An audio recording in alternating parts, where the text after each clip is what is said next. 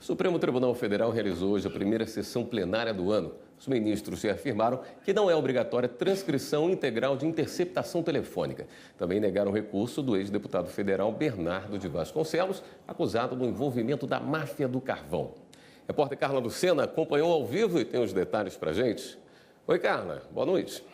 Oi, William. Boa noite para você, boa noite a todos. Os embargos de declaração da defesa do ex-deputado federal Bernardo de Vasconcelos alegava que havia aí pontos omissos na decisão de 2014 do STF, que aceitou em parte denúncia contra o ex-parlamentar pela prática dos crimes de interceptação de mercadoria, formação de quadrilha, falsificação de documentos e também lavagem de dinheiro.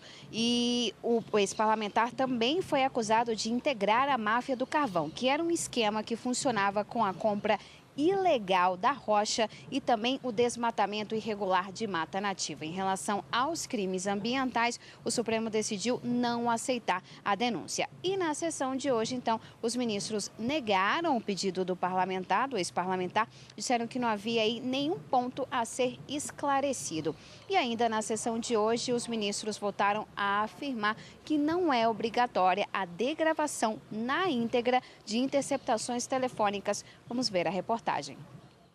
O Ministério Público Federal recorreu ao Supremo contra o texto da ementa de uma decisão que garantiu ao ex-deputado federal Sebastião Bala Rocha a degravação integral de interceptações telefônicas.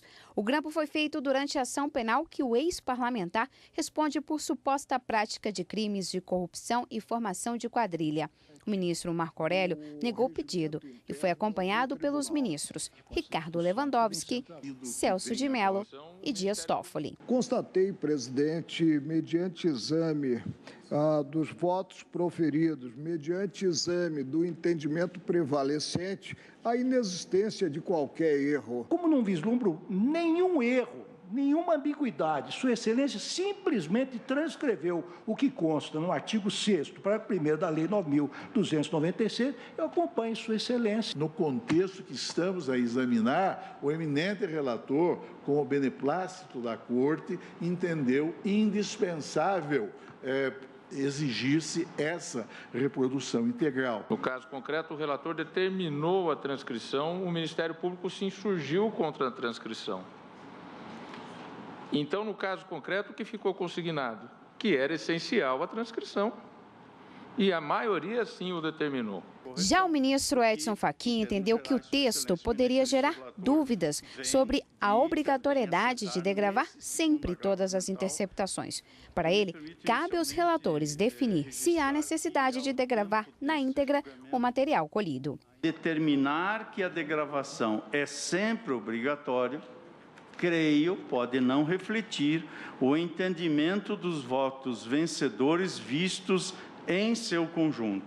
Os demais ministros também votaram para alterar o texto. Não é necessária a degravação integral das interceptações telefônicas, porque aí acho que a ementa refletirá o que efetivamente foi decidido. O que se levou em conta nesses votos vencedores é de que não haveria ilegalidade no comando que determina a transcrição integral. Considero que não há nulidade, tanto de ser deferida quanto a de ser indeferida a degravação total. Que não é imprescindível que haja degravação, isso fica ao talante, segundo o que se comprovar como necessário pelo juiz ou pelo órgão julgador. Ainda na sessão desta quarta-feira, os ministros julgaram processos sobre a uniformização de prazo em reclamações envolvendo matéria criminal diante de regras trazidas pelo novo Código de Processo Civil de 2015.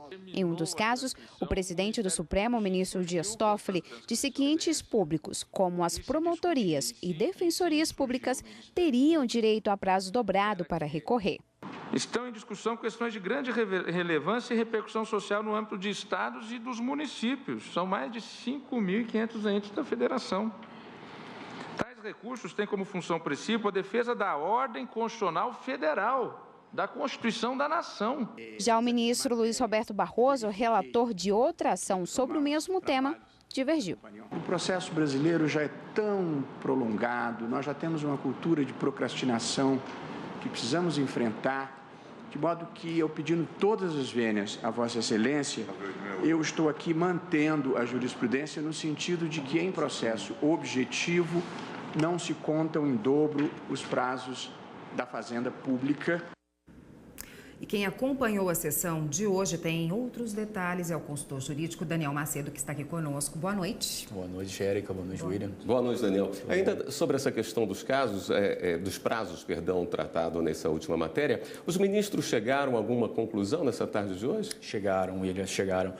O foco de toda essa discussão envolveu o tema de cômputo de prazo em dobro ou não para ente público. O antigo Código de 1973, o Código Buzaide, também chamado, ele versava lá no artigo 188 que os prazos para ente público, Fazenda Pública, Ministério Público, Defensoria, etc., sempre seriam computados em dobro, em quádruplo e em dobro para responder contestação. E o Código atual excepciona essa regra, né? Ele diz que é contado em dobro, mas em procedimentos próprios ele não é contado em dobro. Então foi essa a discussão que travou o plenário na sessão de hoje, quer dizer, pode contar em dobro? Não pode. O recurso é tempestivo ou é intempestivo?